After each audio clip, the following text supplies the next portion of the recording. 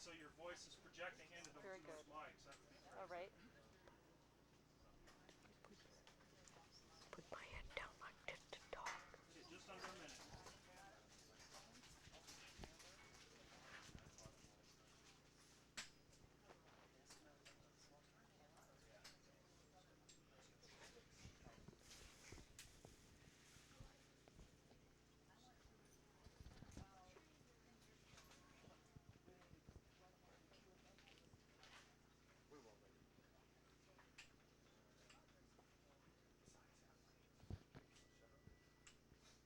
Okay, here we go. 10 seconds.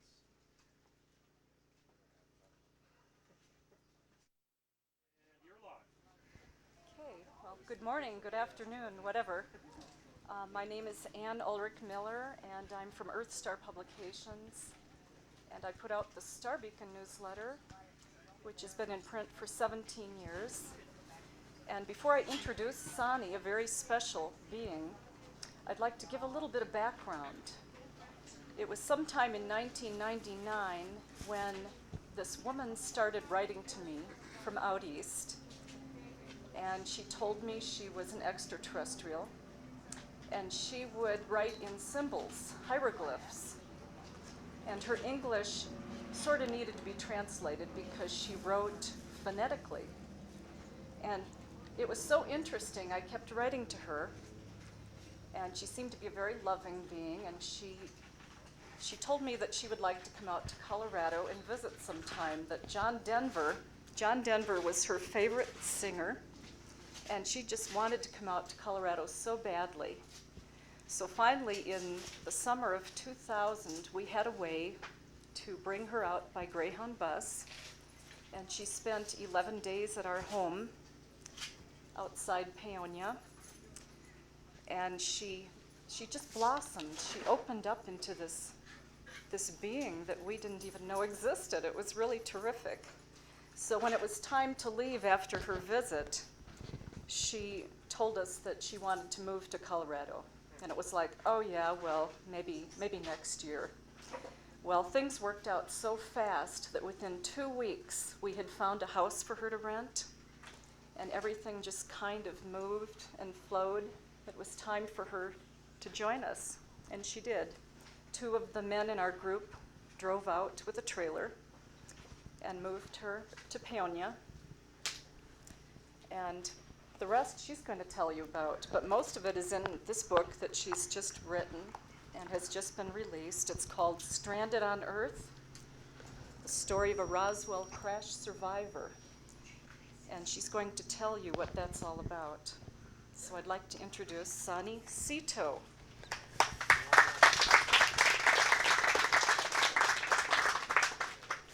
Greetings, Otenya Loeha, Yomotai Shewaya Loahela. Love and light and peace unite you with all of one of Yahweh. My name is Sanni.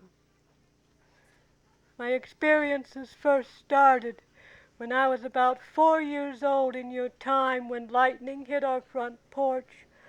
I would sit in here lying on the floor watching the television, and over to there was how close the lightning hit the front porch, and it broke it and left a great big long crack.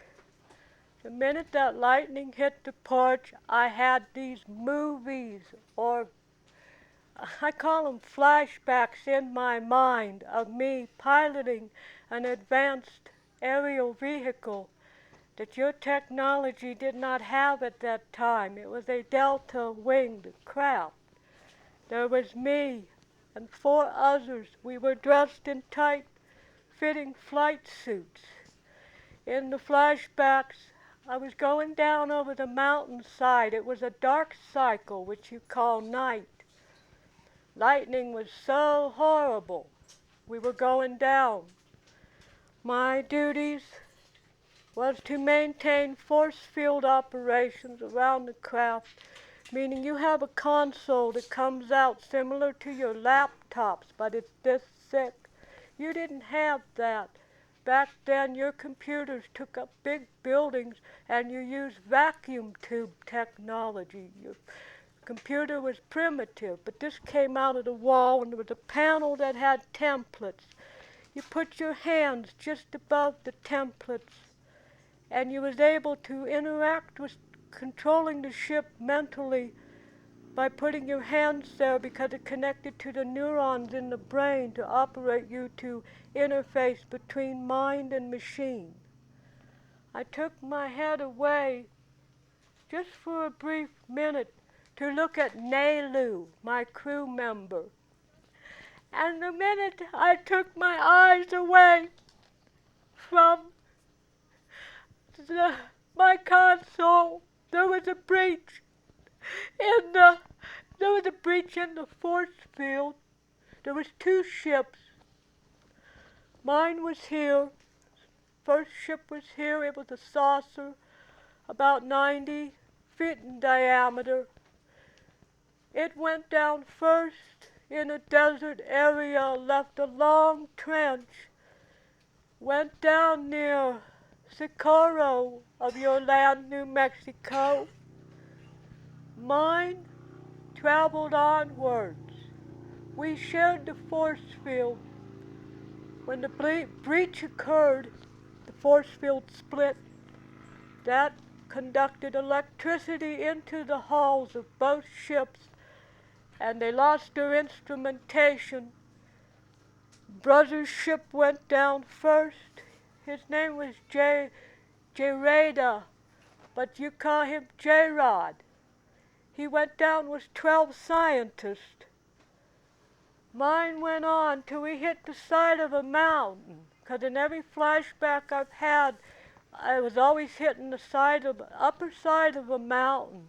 We tore out a great big swatch of tree growth, split a great big boulder in several pieces, even left black residue from the ship when she impacted and split that boulder. I was ejected from the ship. I survived one of your months in your time. I've had the flashbacks ever since I was 4. They've continued to this day. I was taken to doctors and people like that because when I first learned to write, I couldn't write in English. I only wrote in hieroglyphs because your language made no sense. I could not understand it. When I was young, I did not learn to tell time on your devices because my people do not know what you call time. But time is a man-made thing to control nature and the world around him. Move over about 2 feet away from that pole. Not the other one. Right here. Sorry. Just Anyway, I did not learn to tell time till I was 12 or 13 in your time measure, and therefore I was labeled as mentally retarded and schizophrenic because I could see things that humans could not see. Like I've had UFO contact ever since I was very little, with who I call my dad's people, which are the Greys. I can remember a very vivid flashback laying in a crib, and this little man comes into the room, and my biological parents are on the bed, and I have Native American in me. I should have black hair, should have dark skin, but I'm like an albino. I have no skin pigment. Been this way all my life. But this little man comes into the room, and he walks over to the crib, and it's like I know him from somewhere. We talk by automatic telepathy. He says, "Child, that man on the bed is not your father." And when he said that, I remembered him from many past lives. He was my guide in those past lives. His name is Kinyo, which means strong one in Zeti, Kinyo. And it's like I knew him. I said, "Dad." He says, "Child, you will learn when you get older why you had to come back." When I got older, my grandmother, who was Native American, I used to get to visit her occasionally if I was good. That means you can't do nothing bad for a whole month. You must be on perfect behavior to get to go visit your grandmother in North Carolina or so ever. And I remember when I would visit my grandmother, she'd sit me on her lap and she had a big scrapbook she made. She'd open it up and it had pictures of UFOs and people. She said, "You, child, are of the people that fly the silver canoes in the sky. The sky is like an ocean, and the silver canoes is how you got here." And I didn't understand what a silver flying canoe was till I got older, and it was their term for a UFO ship or a disc ship. And I said, "Why am I special, grandmother?" And she says, "Because you are a hybrid, and I have known your dad ever since I was a little child, and my grandmother knew your father, Kenyo, since she was a little child. So it runs in generations when you're an abductee or a contactee."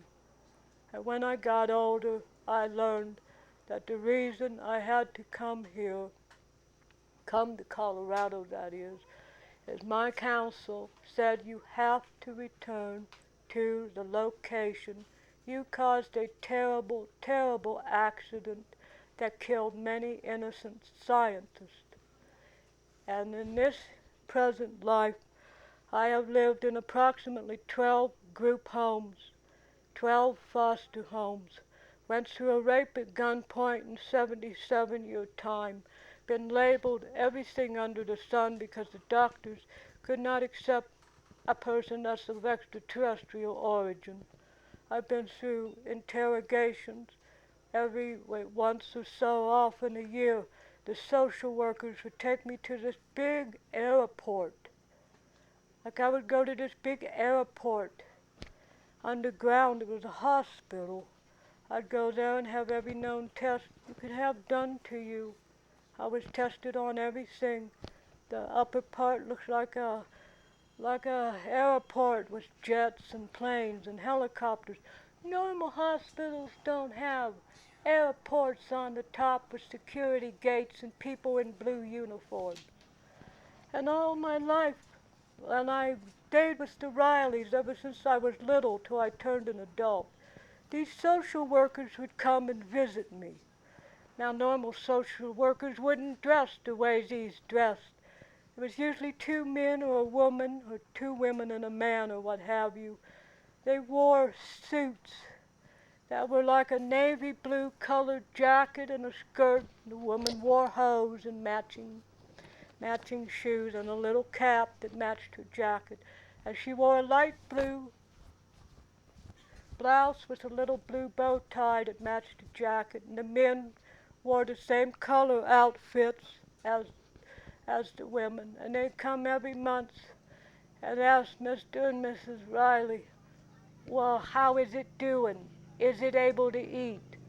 And they gave me a designation number. They never called me by my name. It was EB7 something or EB847 something was my designation number. And I would have to go with them to the facility at least twice a year. Sometimes I would go longer, and it would be in a facility out in your western USA, which was in the side of a mountain, and I would be tested on everything. And when I grew up, I always thought, well, I wonder if normal kids go through this, go to airport facilities to have all these samples taken and asked about outer space and how ships fly and stuff. And when you're labeled retarded, well, a retarded person wouldn't have the intelligence or the ability to even draw a spacecraft or tell you how the propulsion units work or what stars are binary and all that stuff and how many different species and the conditions for life on other worlds. The government labeled me as such so that if I ever gave a talk, that my credibility would be ruined. This has ruined my life, being that I am a hybrid. I have never, ever considered myself as being of your earth or of the human people. A lot of people, when they see UFOs, they get scared. When they see grays in the room, they get scared. When I see grays in my room, I reach out in love 'cause I know it's my dad's people, and they send me nothing but pure, unconditional love. But when humans come up to me, it's like inside I freak out and I have panic attacks. I get scared when I'm around humans because I'm not wired to the humans. I am wired of the Zeti consciousness, which is the universal one mind of the hive. Long as I'm linked to that hive of my people and my council, I can function on your earth. When I'm cut from my hive, I am lost. On our home, we don't have individual freedoms to come and go when you want to dress how you want to think how you want to. We are social insectoids like your ants, your bees, your wasps, but we are also related to the mantis people who are our teachers and our leaders. Every day, my people have to keep in daily contact with me just so I can interact among humans. Like my dad will come to me by telepathy and he will say, "You are to meet this person." I would normally could not walk up to someone I don't know and say hi, because inside I would be freaking out. I would be so scared as to what others would think. I am extremely sensitive. I don't have the emotional body like the humans have, because at the time of my crash we had no emotions. We were scientists, just sent here to observe why you were setting off nuclear weapons at Alamogordo and White Sands. That's what drew us here. We had no need for emotions then when I was a commander and pilot. But when I incarnated into this form, I use the word incarnation because to me, it's more fitting than born. Because when you I feel the word born has pain involved, an element of pain and suffering and unpleasantness. So I incarnated. I was the product of my Earth mother's abduction by a landed UFO on a dirt road. I can remember being in a glass cylinder that was about up to here, with this big around, filled with an amber liquid, inside a room that had millions of other cylinders with fetuses in them, hybrid fetuses. I can remember that.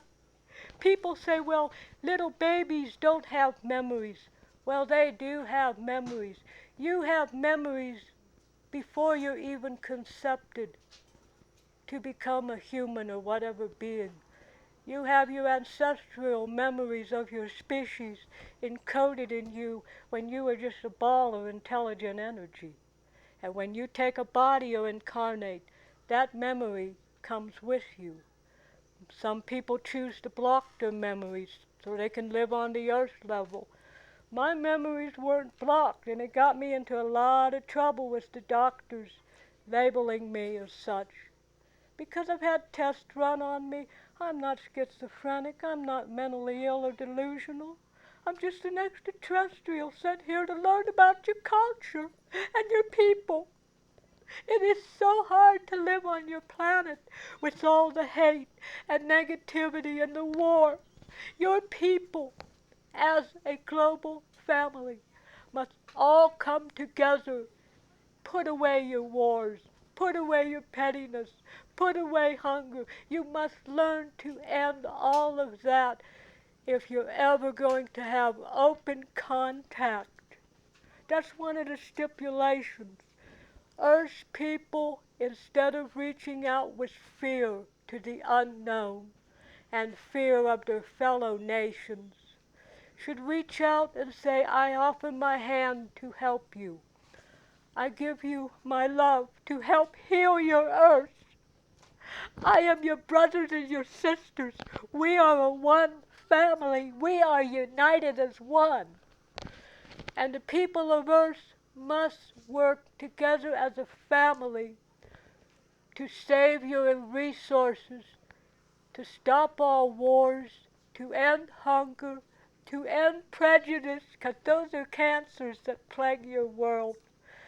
And I was sent here as an ambassador from the Zeti Reticuli people, as the hybrid, and they made me pass.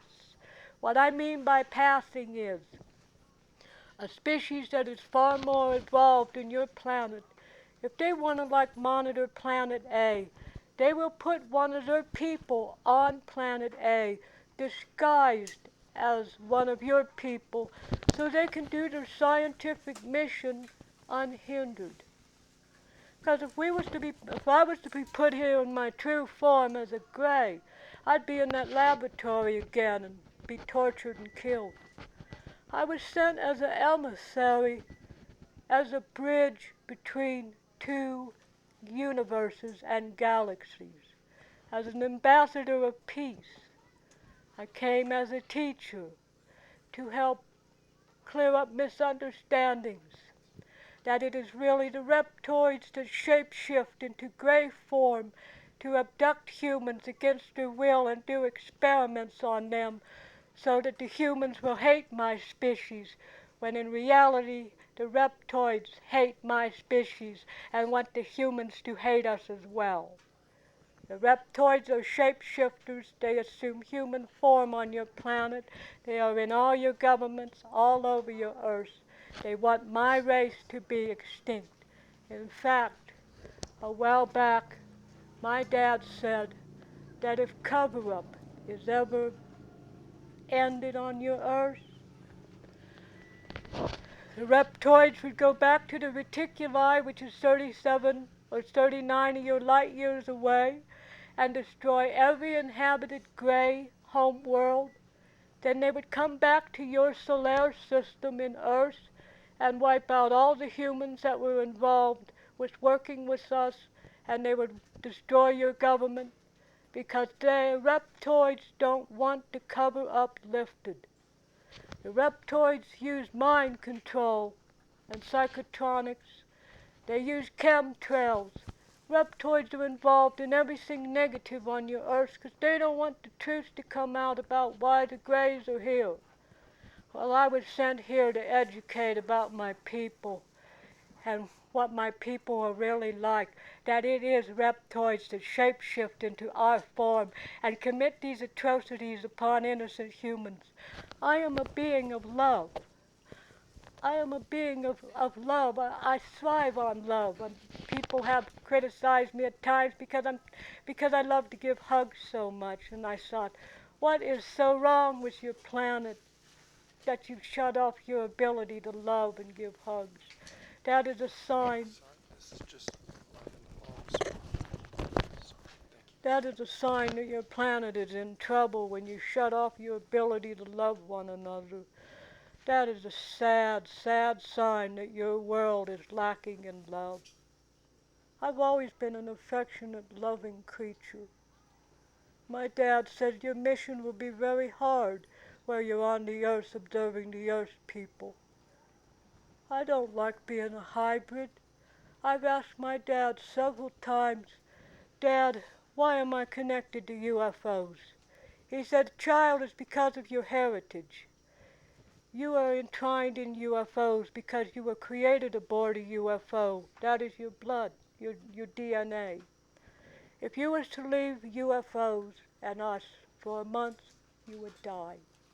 Well, one time I got into it with my father, Keno, and he left me. He left. I had no sightings, no contact, no channeling, nothing for a whole month. Towards the end of that month, I started getting very gravely ill. I ended up in the emergency room of a human hospital, and I almost died. And it was at that time that I begged my father, Keno, please come back. I will never, never, never be skeptical about my people or about UFOs again, because I know you are real. And when I was in those facilities, they gave me psychotropic drugs because they said I was paranoid schizophrenic. Well, if you have a chemical imbalance in the brain, the drugs are supposed to alleviate the symptoms of like hallucinations and audio and visual hallucinations. Well, the chemicals they gave me did not alleviate the symptoms. And that proved to me that my dad and UFOs are real physical objects. It's just that they have to raise and lower the vibrational frequencies so they can appear and reappear on your Earth level. And ever since that, I never doubted the reality of my people or my dad because I know I cannot live without my people. They are the only reason I can live here now. This is hard to be up here to give a talk. This is the first time I've ever talked, and I'm scared to death inside. They used to tell me in the foster home, for UFOs aren't real. Well, if they weren't real, how come me and Mr. Riley saw a UFO when we was picking up apples and sticks in the orchard? He denied it was a UFO. I said, that's a real structured object. You got photographs. Those are real. This here is a Pleiadian ship. The Pleiadians gave the Zetis our technology eons before your Earth was ever formed. We had a technological exchange.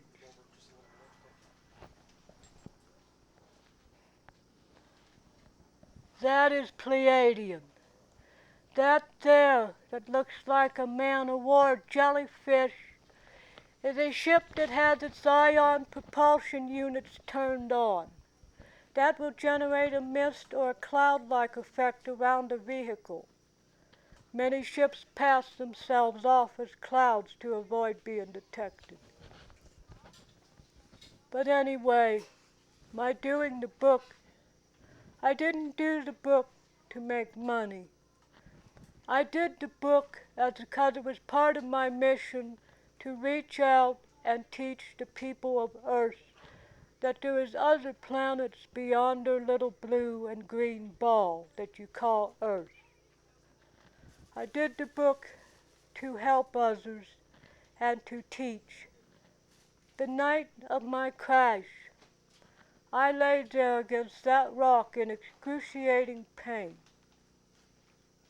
When I survived the months of your time, I laid on a steel table, stripped of my uniform and my boots, in excruciating pain. They did not know what to give me for the pain. They could not feed me.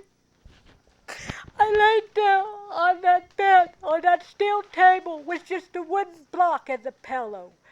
Well, when an animal goes into a veterinary hospital, they're treated far better than what I and my people were treated. And I laid there. I was in bad pain. They did not give me no medicine. They did not know what to feed me. The only way they could talk to me was through a little black cube. One of the scientists would hold it up to me, and he would hold one. He would pick up my telepathy and hear it in his mind as English. And I would keep saying, want to go home. This area, not my home. I remember after I transitioned, I was at the facility. They had this great big round building. They picked us up from the crash site, and they took us into this big round building that had huge doors on it. They cataloged every piece according to size and shape. They put us in long boxes with cedar chips and this cold, icy stuff. Well, that cold, icy stuff revived me when they took me to a hospital facility where I survived one of your months. After that, I was flown to the eastern United States of your country, your land, and we were put into cryogenic storage in these great big long chambers. They're about 6 foot, and they had a glass top on them, but you cannot touch them because it's ice cold. I remember in this incarnation going to that facility when the social workers took me for an exam. They took me into what is called the factory. The factory is huge and has great big walls that are mounted on wheels. They took me on a cart. This was in this incarnation when I was little. Took me behind every one of those things that had wheels. And there were circular objects resting on cinder blocks. And this doctor that had a beard right here and wore glasses and he smoked a pipe, wore a white coat, kept talking to me about astronomy all the time. I mean, he was asking a little 8-year-old kid about stars and space, and I would answer what he was wanting. From a Zeti point of view, we know outer space different than you do. But anyway, he would take this probe, and he would shock me, give me an electric shock if I didn't answer the way he wanted. I remember that time that they took me down this hallway in the facility. There was these great big doors and there were guards on each side of them. They had these sticks that fired smoke out of them and things that caused pain. They carried them on their back. I didn't know what they were called. But they opened this door up and I walked in. There was this one light up here. Along the wall, there were 6 or 5 long white cylinders. The doctor held me up to look inside the cylinder and asked me if he remembers this. When I went to the cylinder in the center, I knew that was my body from my last incarnation when I crashed in your desert, in your mountains in New Mexico. And I had a vivid flashback to flying that ship when I saw what was inside that cylinder. That was real. Hollywood cannot make anything that real and never will. Hollywood cannot generate flashbacks. Weather balloons do not have flashbacks. Dummies do not have flashbacks. What happened that night really happened. I've lived with this ever since I was 4, and in Earth years I'll be 46 or 47. I don't measure time the way you do. But I've lived with this every day of my life. And it is horrible, especially around July. This whole side hurts me bad. I get flashbacks so bad that I can't hardly function. It's just so excruciating. And what really hurts me more than anything, I hate to say this, but I have to. Every 4th of July, you have celebrations and ceremonies. You have parties and picnics in observance of our people who gave their lives at Roswell. That should be a day of memorial. If your astronauts were to crash your ship on another planet, wouldn't you want them to have a memorial and be treated with dignity and respect that that crew earned? Like when your shuttle blew up, your people observed solemn services. You didn't have parties and picnics and fun events for them. But no, at Roswell and places where other ships have went down, they treat it like a carnival. That hurts me so deep to know that we were treated like that. We came from so far away just to study you and to learn from you. We came because we wanted to help you, Earth. We wanted you to end you playing with the atom. But now you make it into a celebration. Those people that lost their lives in New Mexico deserve a memorial.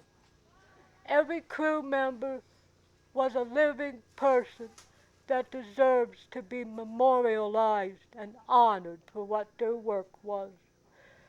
They don't need to be made into a carnival. We gave our lives. Every one of those crew gave their lives and had to live with it.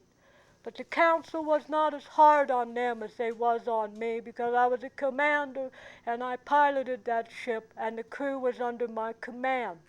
So whenever you disobey a council order, you pay for it with karma in your next incarnation. I've often asked my dad and other people, why have I had to go through all this abuse?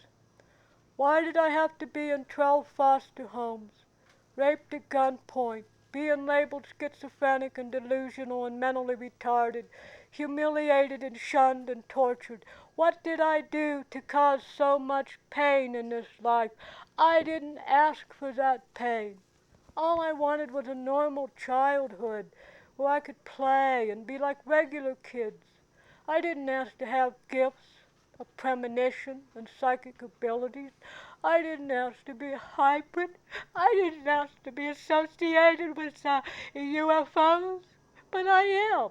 And my dad would say, child, the reason you are going through all this, you caused a horrible accident in your last life. I said, what did I do, Father? He said, you caused a crash that killed 12 people in one ship, plus you and 4 others in another ship, plus you disobeyed your council's orders to even lead an expedition to Earth. This whole life I have suffered because of a mistake. On your Earth, don't your people forgive you if you cause an accident? My council is harsh. They don't overlook things that easy. When you fly in a ship and you cause an accident, you pay greatly for it. And I've asked my council over and over, please forgive me. Please forgive me and let me go home. For these are not my people. My home has a double sun, a binary. I'm from Jedoi, which is what your people call Zeta Reticuli. I didn't ask to land on your Earth. I only came to survey and take aerial reconnaissance of all your major cities and catalog your languages, catalog your plants and animals, your ocean creatures. As a scientist, that's what I was trained to do, was to collect specimens. And when you started detonating the atoms and bombs, we felt your Earth was in great danger, and that's what led me here. Sanni, could you take some questions and answers from Yeah, people? but they'll have to speak loud because I'm hard of hearing. Okay. Does anybody have any questions of Sanni? Sorry I went too long. Just a minute, let her have it. Sanni, thank you so much for being brave and standing up there and talking to us. It's meant This is the hardest thing next to doing that book that I've ever done. well, it's meant a lot to me. It's really affected my life today, and I want to thank you. And I have a question. Does your people understand that the majority of people on Earth are in love and do want to come together, but there's a dark element of the government and the Illuminati on this planet that is holding back and suppressing most of what's happening? The news does not allow the people to know even that there were aliens at That Roswell is that were because killed. We are kept in the dark, and the news says that never happened. the reason that is said is because the reptoids do not want the Earth people to even know that there is other beings visiting your Earth, because the reptoids, when they first came here eons ago, they infiltrated the bloodlines of the human species via their DNA code. The reptoids want to control everything. They don't want the truth to come out about UFOs or ETs, even though they are ETs themselves. People on Earth, whether they know it or not, are slaves to the reptoids. You're puppets to the reptoid people. The Derax and the Terax are the two main iguanoid people that control your governments on your Earth. They control the news, the media, the print media. They control the papers. They control the banks. The Illuminati is part of the reptoids' hierarchy. That's the high government. They make the rules for everybody on this planet. And in a few short years, well, they've already started doing this, there will be camps set up, facilities set up, where you will be told that you need to get an inoculation for a brand new virus or disease that's come out. Well, when you go to get that shot, it will be in back here or here or here. It won't be an inoculation, it will be a microchip. When you get that microchip, you better say goodbye to all your liberties and your privacy and your personal freedom. For the government, they will know every damn thing about you. You must resist So that. the question is, what do we do to stop that? It seems that How do we stop it it? seems that it's so over. There is a clue, my friend. The reptoids cannot stand love. The reptoids cannot dwell in the light, for they are of the darkness. As global society, you must all raise your love vibration to counteract the hate of the reptoids. And if you raise that energy as a global conscious, well, it will generate a pure white, intense light. The reptoids cannot stand in that light and they will flee. And all your nations, you just can't be one or two people.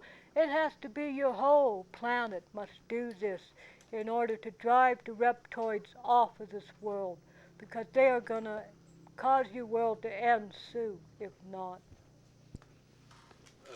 Thought it occurred to me, how can the DNA structure of all these different extraterrestrials be similar enough to the Homo sapien people here to be able to have hybrids?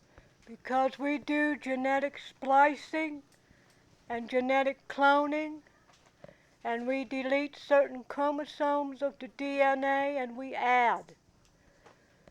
Biogenetics field was established long before you had dinosaurs on your earth. We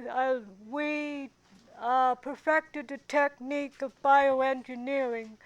Therefore, we're allowed to go across species barrier to create different species of being, much like the reptoids when they created these beings that are part human, part cow, part human, part fish.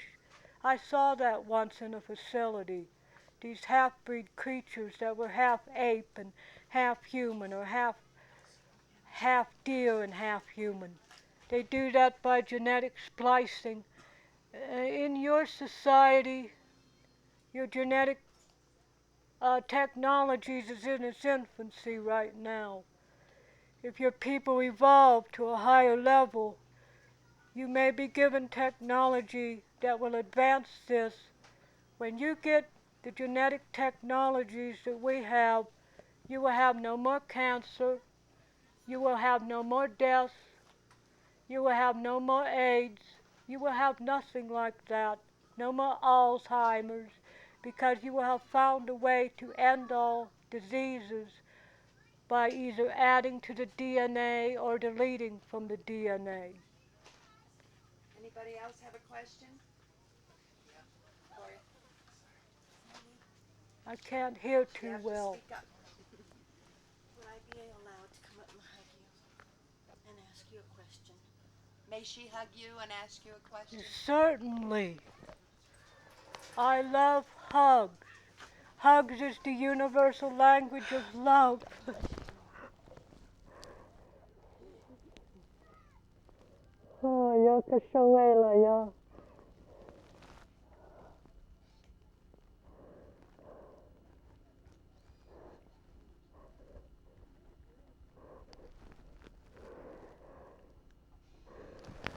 Would you know my hybrid daughter, Winshaw?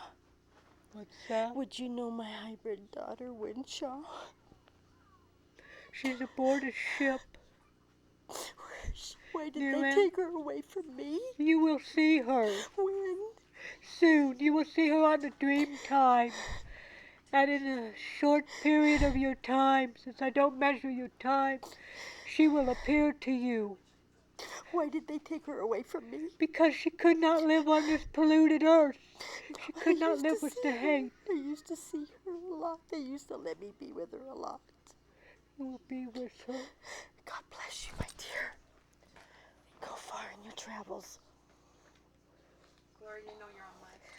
You will be with her soon. We didn't hear it, but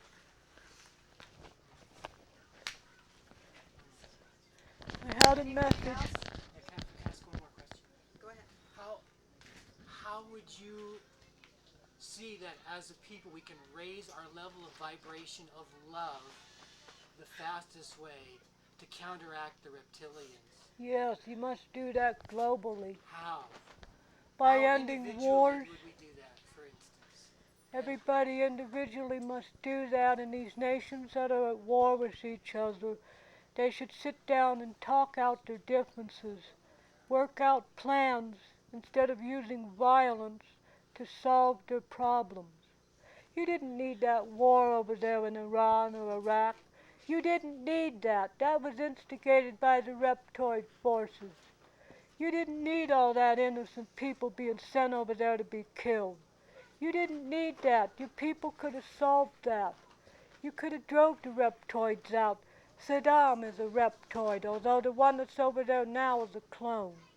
He could have been terminated by the raising of the love energy. He could have been removed peacefully from his office. There was no need for a war over there. There's no need for any wars on any planets. Wars just cause de-evolution. They cause the planet to go down.